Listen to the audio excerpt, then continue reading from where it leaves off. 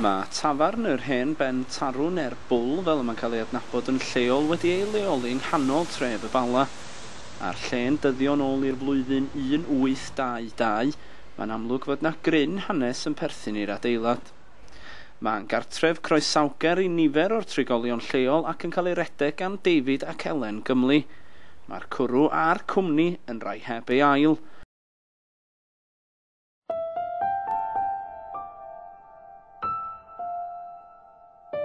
Ond mae rhai yn meddwl nad y diod ydy'r unig spirits yn y lle.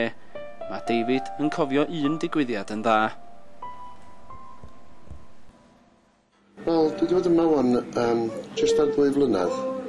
Ac o'n i grostyrion am y lle yma blaen.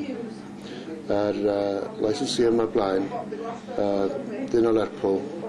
Ac o'n i'n hapio bod yma un diwrnod yn eistedd y bar fyna.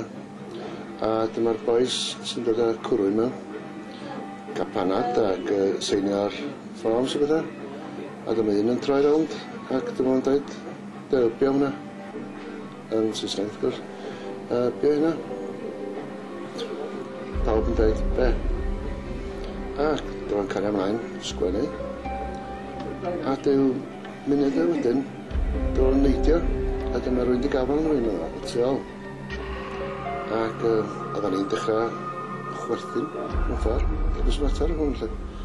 Ond na, oedd blew i freichio wedi codi fyny, oedd blew ar ei waro wedi codi fyny ac arian gorffan i banad, oedd allan yn sydd lle.